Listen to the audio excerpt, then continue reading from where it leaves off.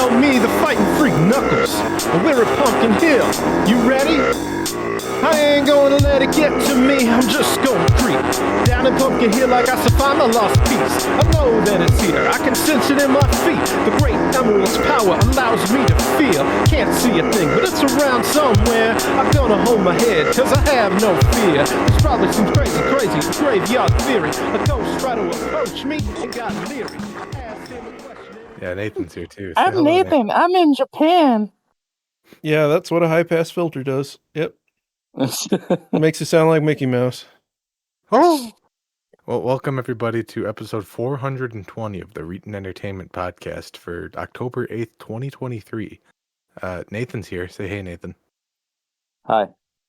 You'll notice he sounds like he's coming from an internet tube that's been submerged under the ocean. That's because he's coming to us from an internet tube that's been submerged under the ocean. Where are you at right now? I'm in an Airbnb in Japan. He's in an Airbnb in Japan. And how long are you going to be there? I'm going to be here until the 23rd of October. Is there anything you're looking forward to doing while you're there? Well, tonight I'm going to New Japan Pro Wrestling. Sounds exciting. Yeah. Also joining us like is Aroa. I'm not in Japan. Which prefecture are you in? I'm in the Chiba prefecture. They have a lot of... Sorry, you were... Whoa! Cat fell. What? Oh. What was that you were saying though, Nathan? What else are you excited for about going into Japan land? Well, you know, I'm going to go to a place I believe it's called Yomiuri Land, and I'm planning on doing that probably Wednesday or Thursday. I don't really have too many plans other than the professional wrestling. One thing I was excited about is I actually am getting $1,700 for this trip. Yeah, I heard about that. It sounds like some bullshit, but it also is pretty cool. I'd be upset more than I would be cool with it, I think. I was upset to the point where I was, spending an additional 16 hours of travel. But what had happened was they overbooked the flight, as they always do. And in hopes that, 2 or 3 people aren't going to show up, so the plane will be fine.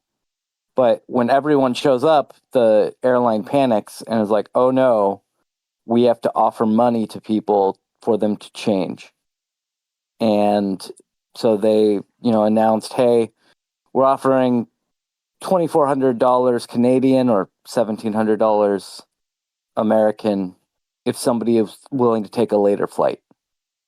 And I was like, oh, a later flight? That's fine. I figured it would be because I was going to go from Vancouver straight to Japan. By later flight, they meant completely change the flight.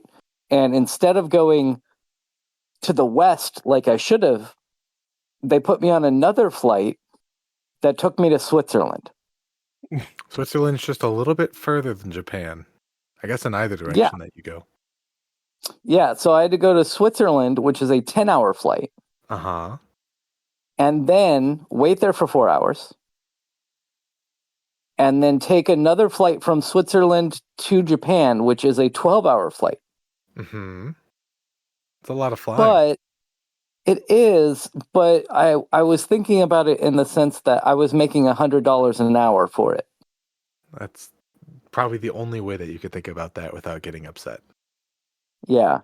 And luckily, I didn't feel tired when I got on the plane.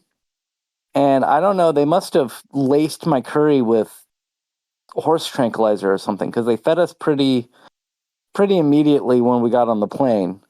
And I passed out. And when I woke up, I looked at the time left on the flight, and there was 5 hours remaining. So I passed out for like 6.5 hours. Oh, yeah, they definitely drugged you. Yeah. Does this curry taste like tryptophan and ketamine to anyone else?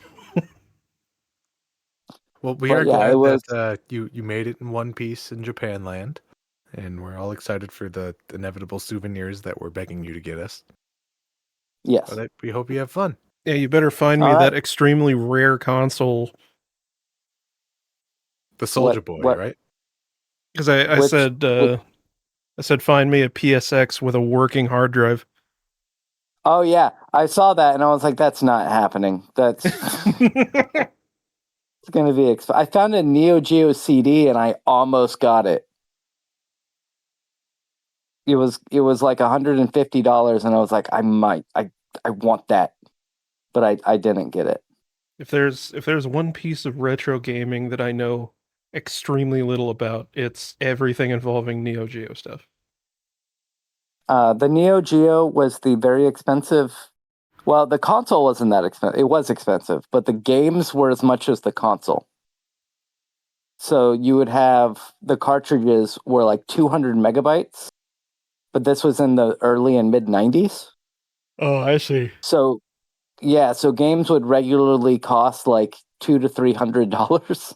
Well, because it was essentially like arcade equipment for the home, Yeah. right? Hmm. And they made the Neo Geo CD, which could play the same games, but obviously it's much cheaper to produce a CD. And I thought about getting one of those, but I might end up getting one if I find a good deal on one. But I just wanted to be here because it's episode 420, and obviously 420 jokes and everything. I'm Because gonna of all leave that and let you weed that you guys smoke. do all that weed that I smoke in Japan because that's legal. And I'll talk to you guys later. Bye. Did you want to Okay, talk bye. about any games you played in your 44 hours of flying or anything? I played 0 games in my 44 Really? hours of playing. I have my Steam Deck on me, but I just listened to podcasts and watched YouTube videos. And you, I was cramped in between people, and I didn't want to like pop out the Steam Deck and everything. and you still haven't listened to Bug City Blues, a Shadowrun 6 World Edition actual play podcast. Wow. Just make a version of it that takes out all of my dialogue. That's the one that I'm releasing, homie. You'd have to listen to it to find out. Perfect. I will talk to you guys later. Goodbye. Okay, goodbye. I can't believe he went an entire flight without playing a video game. Like, even 5 hours sitting still. That's rough. I was on like a 2-hour flight, and I wouldn't have been able to make it through that without playing something. So, I mean, even like dicking around on my phone for that time. Like, a cookie clicker would pass the time at least a little bit. Good Yeah, on for him for real. that. That's Nathan told us when we were waiting for you to show up that it was episode 420. It's like, wow, I wish I had something I could go over the top with. I'm just so damn tired, though. yeah. Uh, yeah, I got nothing. So tune in next week when we make up for it or something. I don't Yeah, know. Nathan's probably not even going to be back next week. yeah, I already when did he say? The The 23rd? 26th or something like 26th? that. Jesus, he's gonna be on for 2 more weeks. I wish I could take a 3-week long vacation. Damn. I Speaking I of things could, we wish but we could do, what kind of games have you been playing lately? uh, you know, not not a lot. It's it's mainly been that Yu-Gi-Oh game I talked about. Uh, Playing the cards, summoning the monsters. yeah, pretty much. I've tried a couple more times to finish the Sonic Frontiers DLC. I still can't do it. I am ever more tempted to cheat, but I haven't yet. I haven't fallen quite that far. But who boy am I tempted. It is really fucking dumb.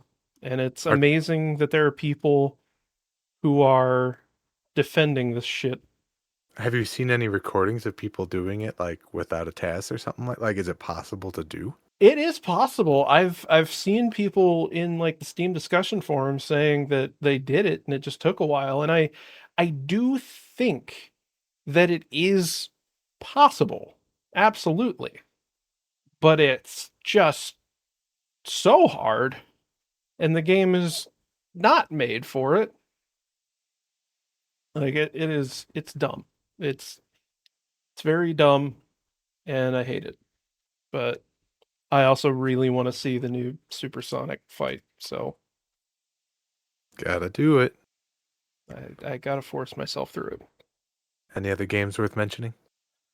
Um, I swear I feel like there was something else that I wanted to bring up, but I can't for the life of me remember what it was, and there's nothing in my Steam library, so I give up. I don't know. I In that guess it case, didn't matter that much. obviously you didn't remember it. Yeah. I guess we'll talk about the game that I played. You know that Cyberpunk game that just released the DLC? Oh Pretty, yeah, yeah. pretty damn good. One thing I do like about it, I think we've known me long enough to know that I have a certain aesthetic that I enjoy, that I chase. It's sort of that like dilettante, high tech, low life, Midgar style, and that's what the DLC is. That's all it is, and I'm in love with it. A lot of times I just walk around going like, "Wow," looking at all their just so pretty. I'm glad that video games look this good, and Cyberpunk certainly is taxing on the system with this new DLC.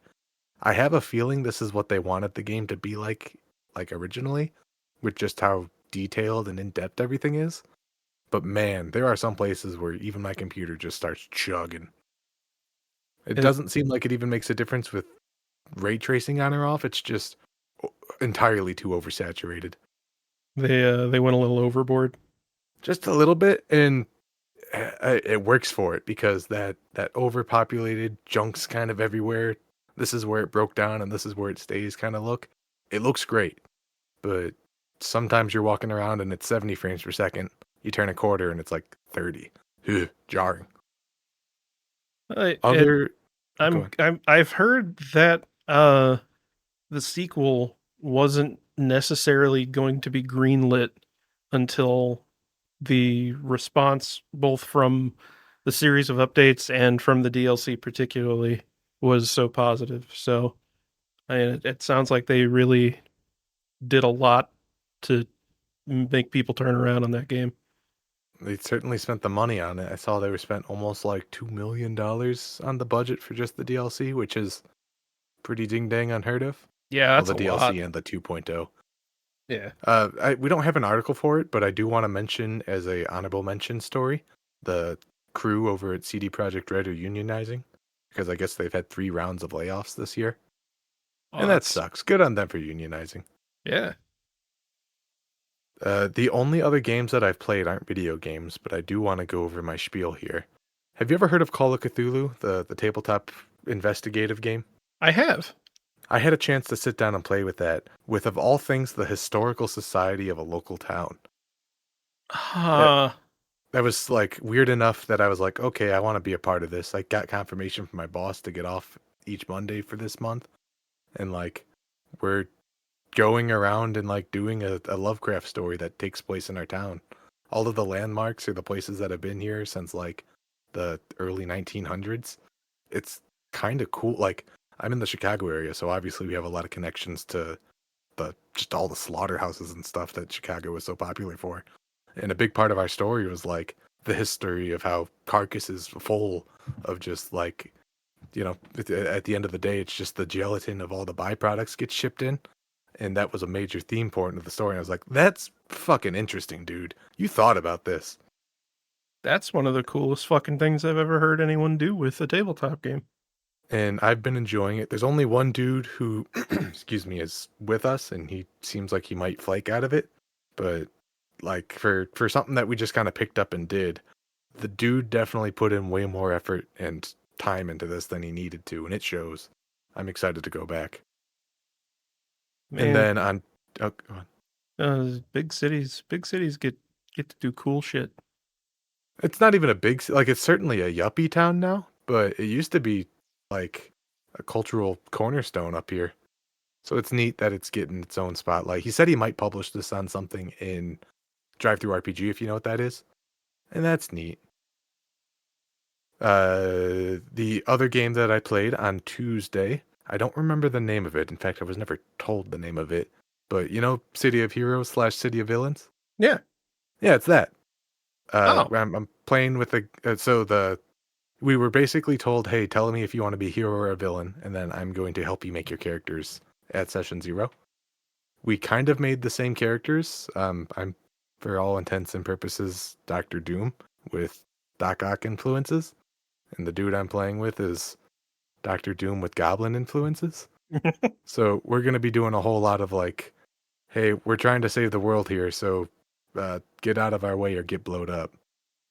And it's been enjoyable. We haven't gotten that far yet, but it seems like a wacky game that it's less about like, okay, roll dice and see how well you do. And it's more like, all right, that's wacky. Yeah, let's play with that. And I like that sort of sandbox of role playing. There's other games I've played with it that have done it very well, like Apocalypse World, for example. I know you're not the biggest TTRPG guy, so I'll spare you that lecture. No, And then I do find it interesting. Though. And then one final game that I talked about that I want to play is Warhammer, that game that I've talked about once or twice. Oh yeah, with the Boy, little toys. With the little army men, yeah. And it's stupid overpriced. I went to the shop to play a pickup game, which is already something I just don't normally do, but the people I normally play with have either been out of town or otherwise unavailable. And I just had the worst time. And I woke up the next morning still uppercase angry about the entire experience. It left a bad taste in my mouth, and now I'm talking about it here. It's It's socializing with random people sucks. Just universally. It's so unfortunate that this hobby, and I guess hobbies that require you to go to a game shop in general, are so affluent in the socially impaired. Because, I mean, I don't want to just rag on the guy, but like there are small things that could have done better, and there are big things that could have done better. Anything from, man, I could smell you when I'm standing next to you, to, hey, you are actively making fun of my painting. Why are you doing this? My painting, at least my models are painted. Like, I don't think he was, I think he might have been on the spectrum or something like that. Yeah. And after 3 hours of this, I was just like, I'm tapping out. I concede. I'm packing up. I'm going home. And he's like, oh, you're not mad, are you? And I was like, I can't tolerate you anymore.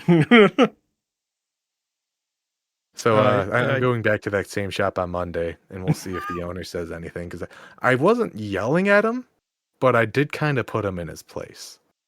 Well, and sometimes that's what they need, you know? I don't just mean they as in like a specific group. I just mean, you know, sometimes a dude needs it. Yeah. Yeah. And all things considered, I do think he was behaving inappropriately. That's wasting somebody's time for 3.5 hours. Yeah. So now I got that off my chest. I feel a little bit better. It is very fascinating to me that, like, it's one thing that the concepts in such hobbies attract a certain group of people, but the fact that they learn nothing about socializing via participating in said hobbies is just very strange. Because, like, at least with video games, it's like a completely solitary experience, or at least it can be. Ooh, I've seen the same problem with Smash Brothers clubs before. Yeah. Magic the Gathering is another grouping that comes to mind of people who just don't always get it. Like anything that requires you to be in close vicinity with other humans, it's like you'd think eventually you'd pick up on some stuff, but apparently not. Apparently not, man. I'm going to desperately try to branch out into my very dense, thick social walls. There's probably a better way to say that. But until then, maybe I will also look into Tabletop Simulator or something. Because at the very least, I won't need to stand next to them if they smell. Right. And that's it. I also got a 1 terabyte flash drive for my Steam Deck. And then I looked at this flash drive that was smaller than my thumbnail. And I had an existential crisis because that's a terabyte of storage. That's yeah, I remember whenever you needed like a small dinner plate sized hard drive to fit that. Ah, man.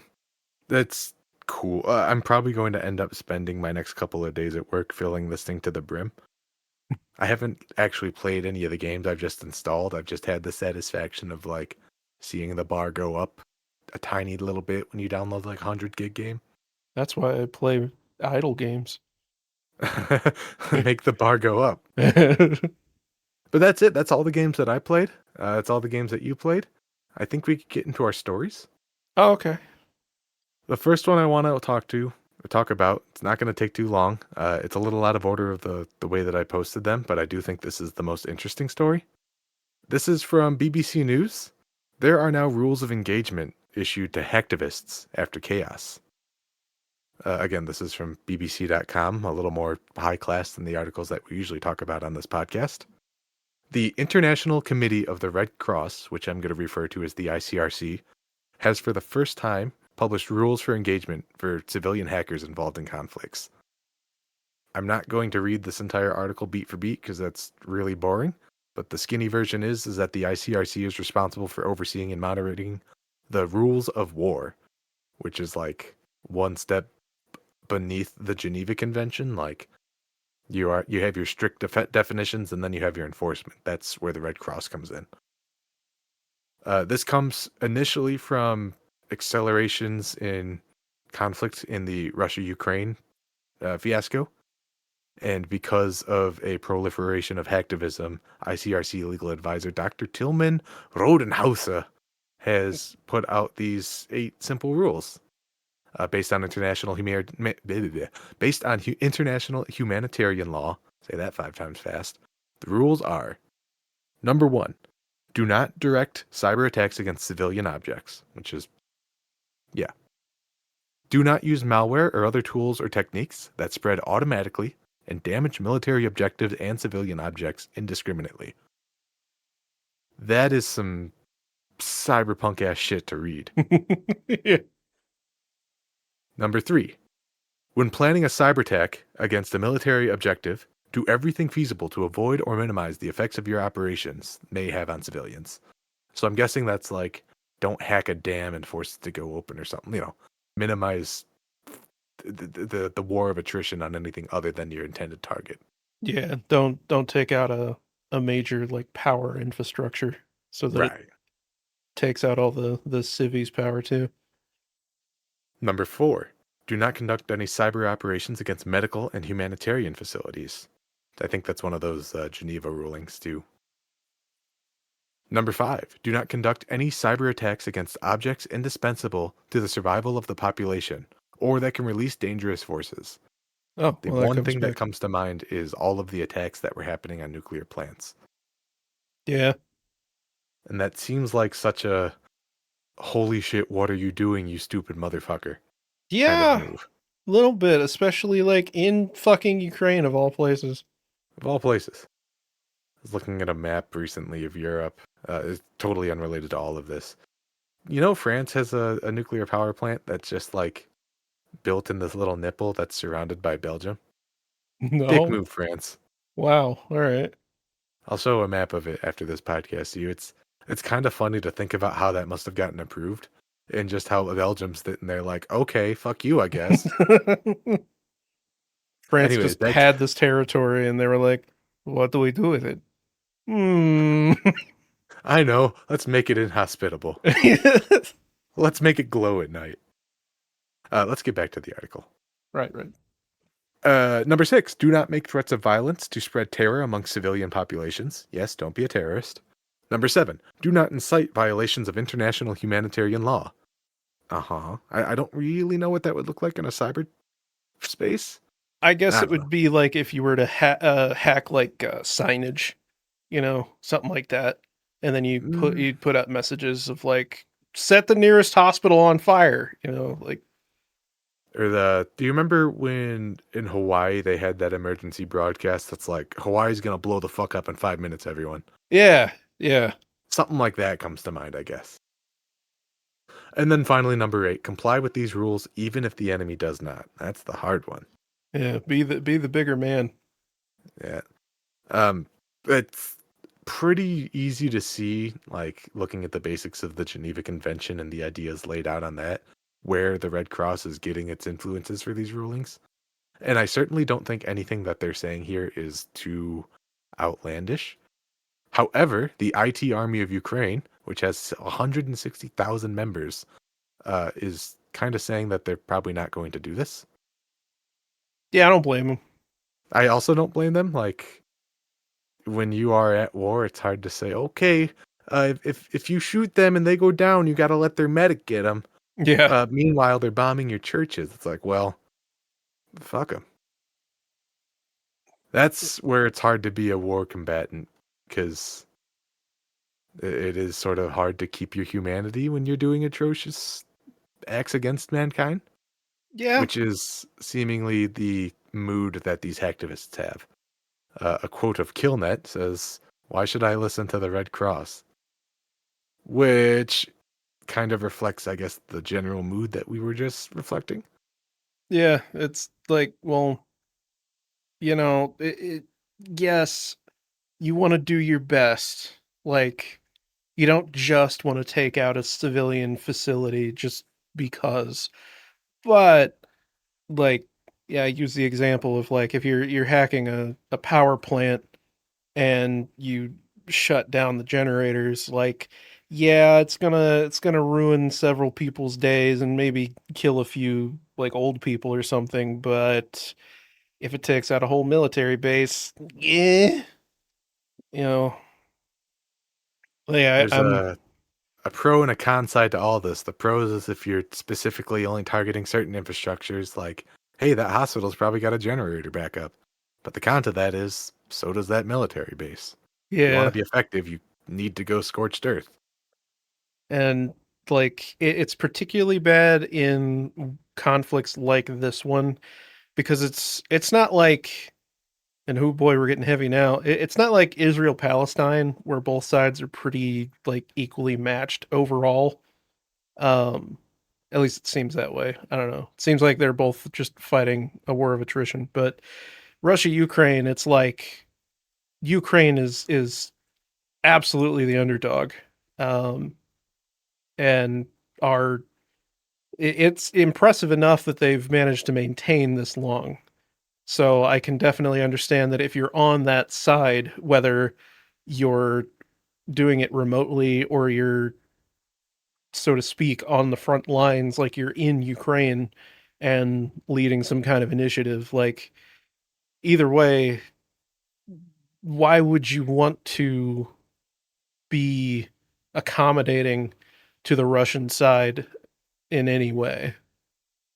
The And only thing that I could really think is, as the war stands right now, Ukraine is a very, uh, what's the word I want to say here? Civilian dense war zone. yeah, And if things turn around, that's not going to change. It's just going to be on the other side. And I think yeah, this all comes out to be like, hey, just because people are being shits doesn't mean you should be a shit.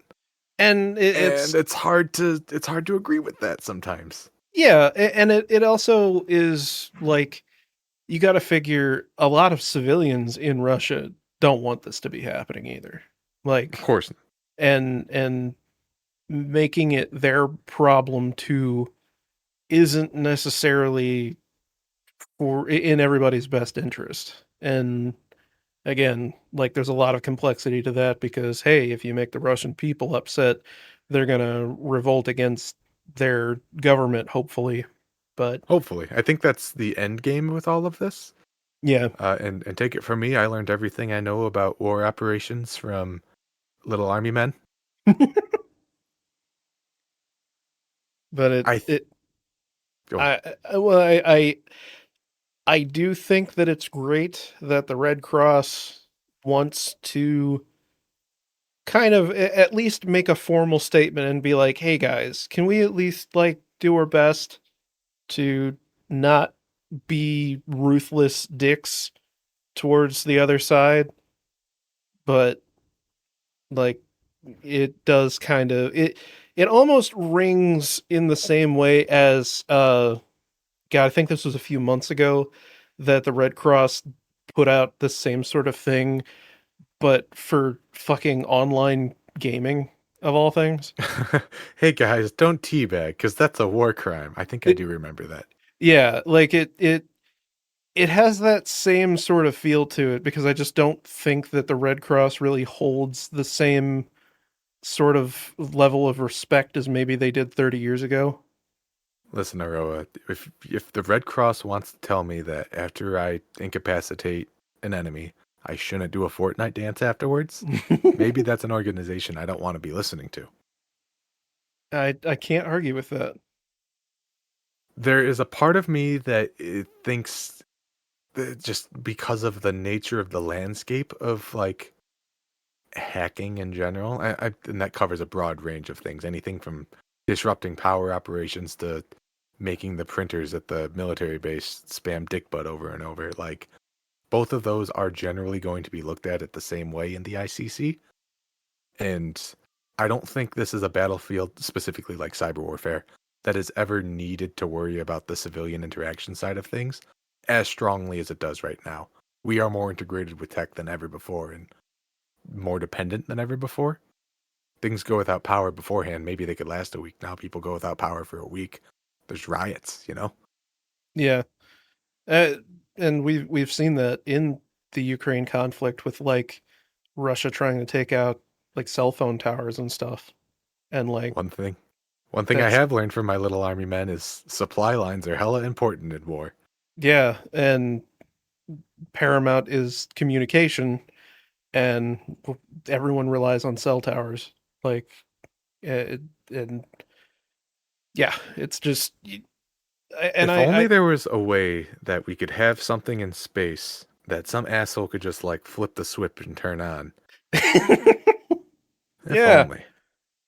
well, that Sure sure would would be solve a lot of helpful. these problems. Anyways, I just saw the article that Red Cross has rules for handling cyber terrorists, and you know me, I'm a big cyberpunk fan. Every day we get closer and closer to the dystopia that I guess cautionarily warning people about. It is pretty nuts growing up through like the golden era of the whole like cyberpunk thing and then now being an adult and reading the terms cyber attack and cyber operation being used in a completely serious tone. I heard people say the word corpo in a casual conversation, like people who are professionals. Like it's starting to happen. It's pretty crazy. And if I could just get my cyberware and my crew of runners and we could do wacky zany Ocean's 11 heists, then I'll finally be happy. We're not there yet, but maybe in a couple of years. God, I hope so. Speaking of wacky zany things that nobody would ever believe, did you guys hear that Assassin's Creed Mirage has de novo added in on a day one patch? This is such an utterly fascinating decision. It's one that certainly I'm upset that they did it, even though I'm not affected by it at all. Yeah, As much as I love the Assassin's Creed games, I haven't played the last couple of them. Just each one of them is too big for its own britches. It's telling a story that's hard to give a shit about. And doing things like adding controversial DRM to your game the day that it releases is not going to help that case any. no. And especially whenever you're already because like Ubisoft is another fucking publisher that has decided that they want you to use their launcher even if you're buying their bullshit through Steam. You have to use the Ubisoft Connect launcher so that they can get their analytics off of your computer. But like they have that, and on top of it now you're going to have me buy a game thinking that it isn't going to have the worst DRM on the market and then give me a mandatory day one patch that adds that in, and I can't really do anything about it because otherwise I just can't play the fucking game. I feel bad, especially. I mean, it's hard to say you feel bad. You get what you deserve, but the people who pre-ordered these games thinking such a thing wouldn't be in place, what do you do then? Yeah. The article, which we once again are not going to go reading bit by bit, does specify that people are saying, "Oh, there's no drop in performance. It's all good." I can't think of any other game where that's the case for Denuvo. Yeah, no. Pretty much universally it's been shown that removal of Denuvo has improved performance in every example that I have seen or can think of. Uh so I highly doubt that this is the first time that finally Denuvo doesn't kill your fucking game. Yeah, I don't, Uh especially coming from Ubisoft of all people. I don't believe that. yeah. They're Uh just going to tell you whatever the fuck they want to tell you.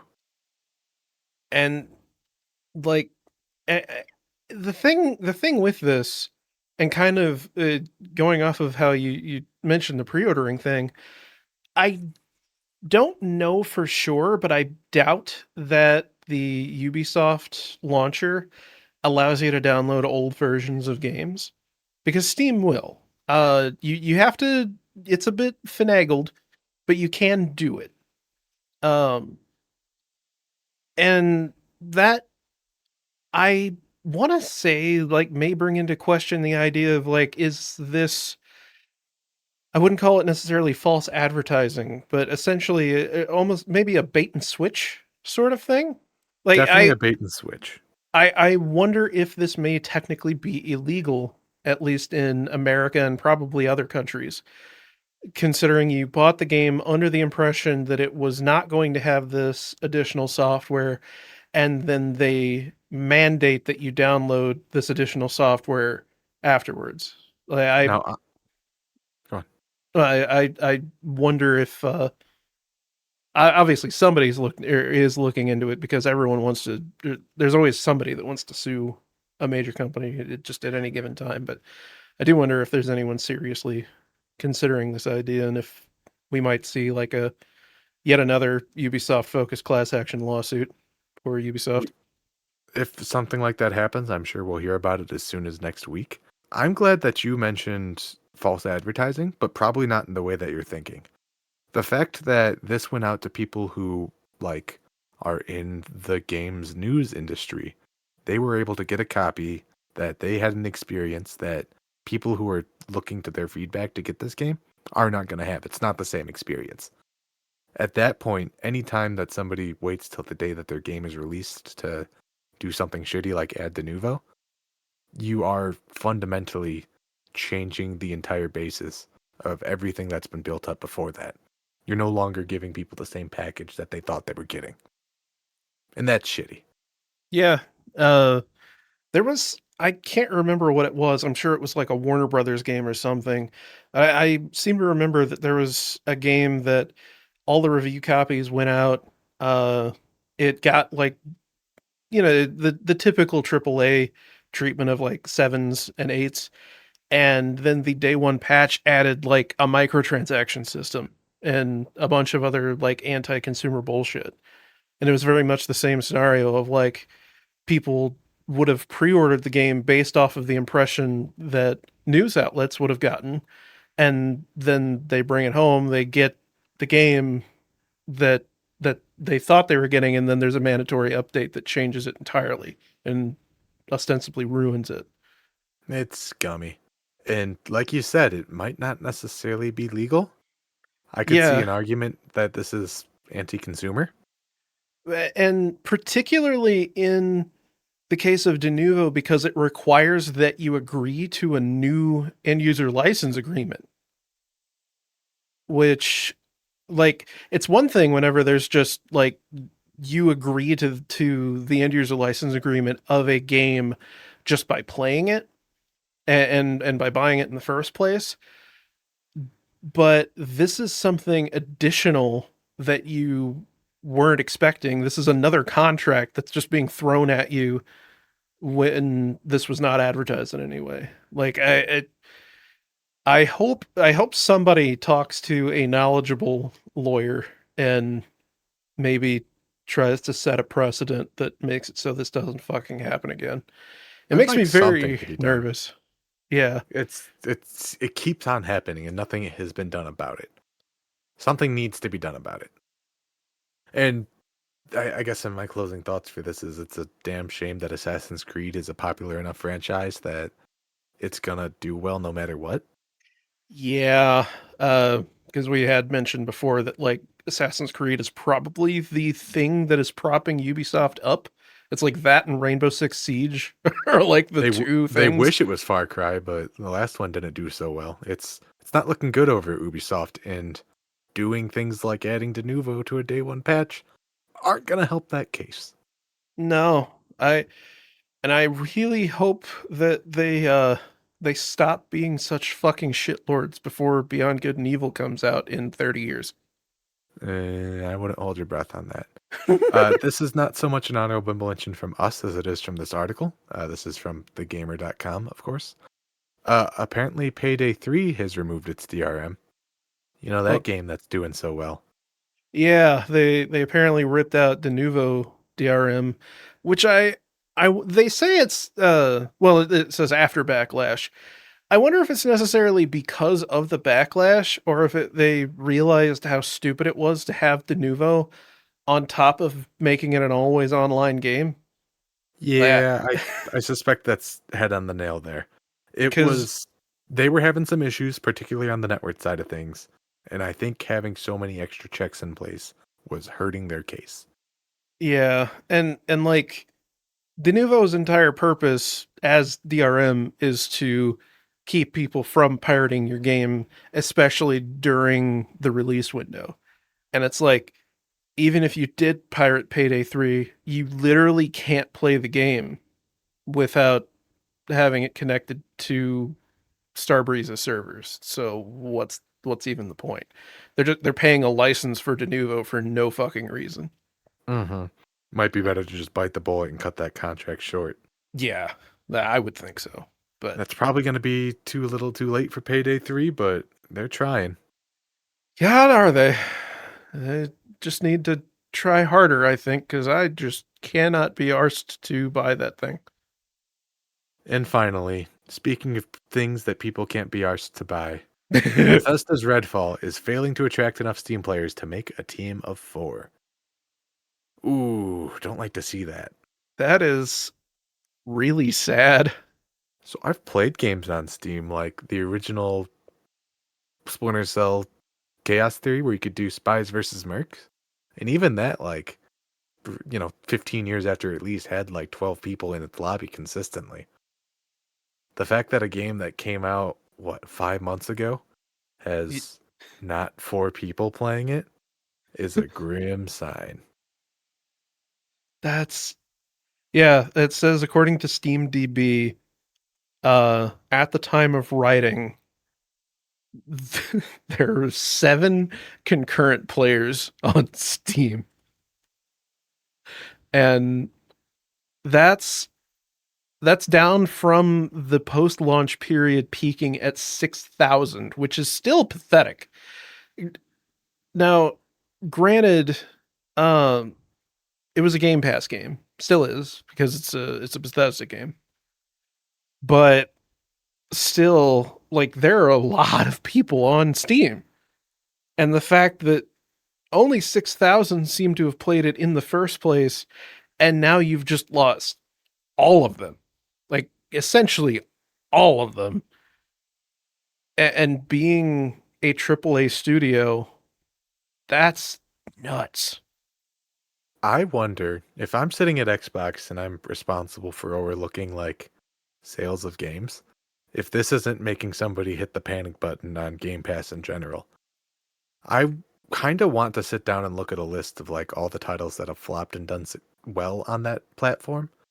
I wonder if developers knowing, hey, there's going to be a consistent download base just because, kind of like Nathan, he'll just play whatever game's on Game Pass.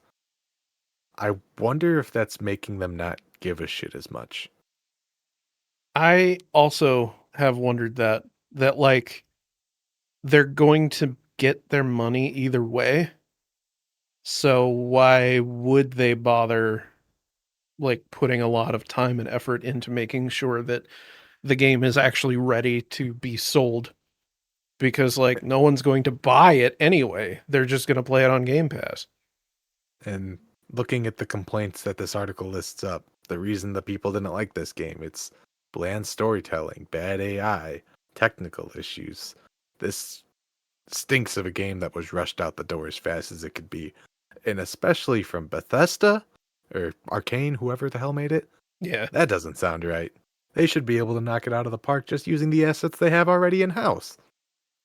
Yeah, I watched a lot of videos of the game right after it came out, and it was amazing seeing like a game that honestly looked like it was probably halfway through development Like it looked like the sort of thing that you'd see in like a Kickstarter demo for a game or something like that, where like they've got it in a playable alpha state with like a general idea of what they want the game to be ready to go, but nowhere near complete. And like this was something that they were launching, and this is from a studio that has a pedigree far beyond anything that should make this that should have even made this like a dream. Like Not only just that pedigree, they got that Microsoft money now. This should have been, not only that, this was supposed to be one of their, like, come use our Game Pass games. This was yeah, supposed to be one of those hook, line, and sinker things. How did they but fuck this up so bad? It doesn't add up. no, this is I really would like to know like a full post mortem of what the hell happened with this game, and like it it doesn't seem like the sort of thing because it's not like a cyberpunk where you can see where a good game lies underneath all the jank and like the half-assed systems that weren't quite up to snuff. Like there's nothing really all that remarkable in Redfall. Like it's just a fairly by the numbers co-op shooter at its core. And I kind All of it, get sorry. where I kind of get where because there were this article mentions that there were allegations that Redfall's own developers were hoping that Microsoft would cancel the game. And yeah, I do really wonder if this was like kind of pushed forward by some director or maybe like a low tier executive who was like, no, this is going to be great. We can't cut our losses now. And meanwhile, the dev team was like, we don't have any ideas on how to make this stand out in any meaningful way. And I don't think it even needs to stand out, really. All it needs to do is be a copy of Left 4 Dead. And I can't believe I'm saying this, but so many games aren't pulling that off.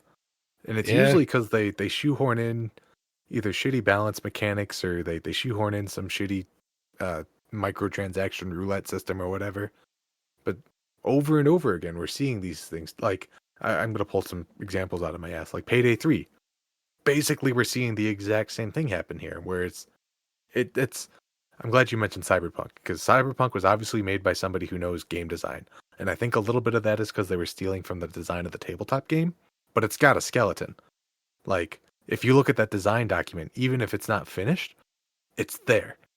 In games like Redfall, games like Payday 3, games like, I'm going to go back as far as Mass Effect Andromeda, because that's the first one I think of. And it's just been a problem since then. They're not done. Not in the sense that, like you said, oh, there's something here that just, we need to trim the fat off of it.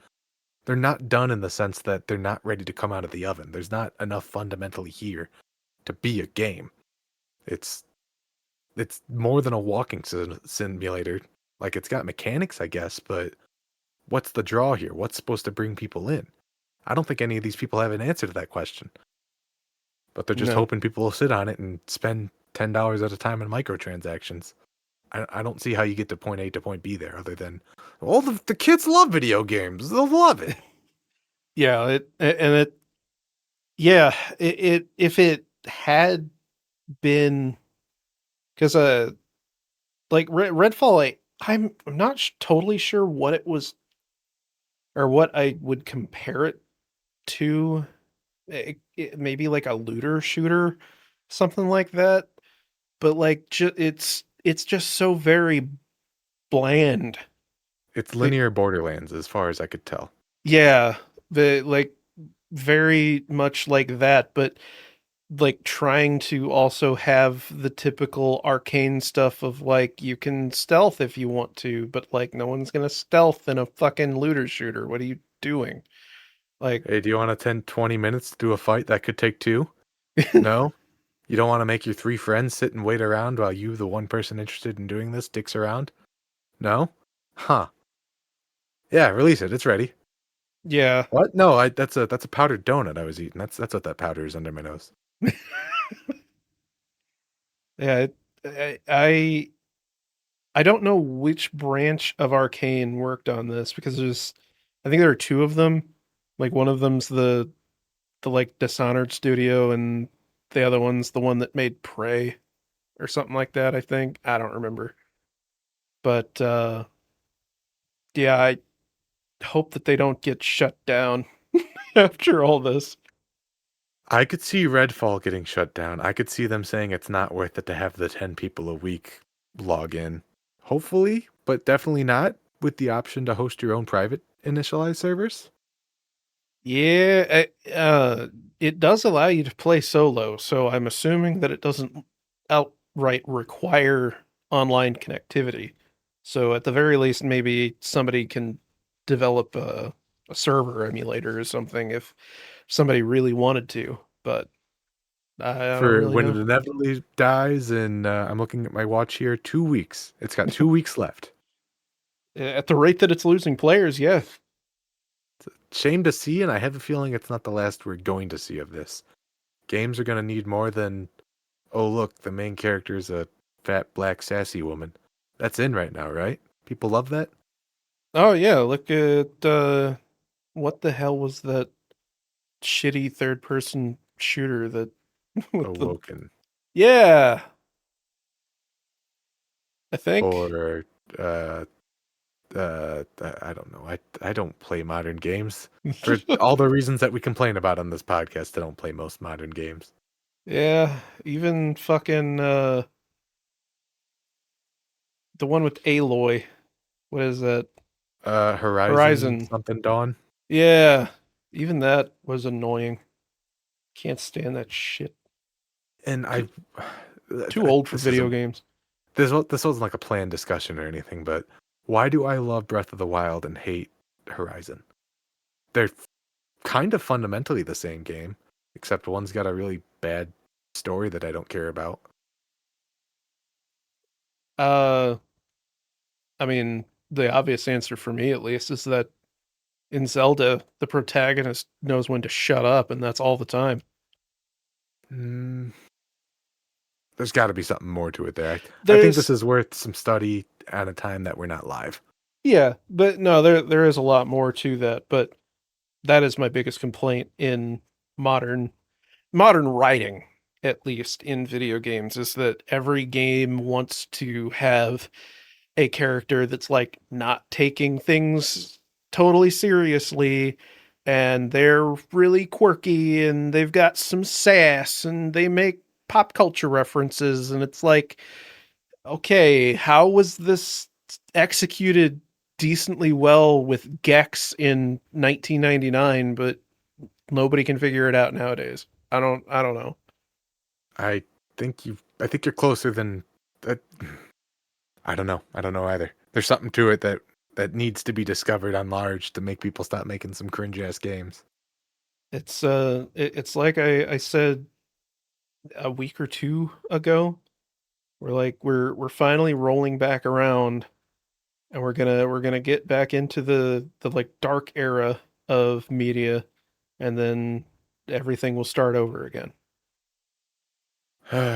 So until Matrix 2.0, this is Cyberpunk Monk and Aroa coming at you with the least listened to podcast on the internet. Sorry, That's Nathan.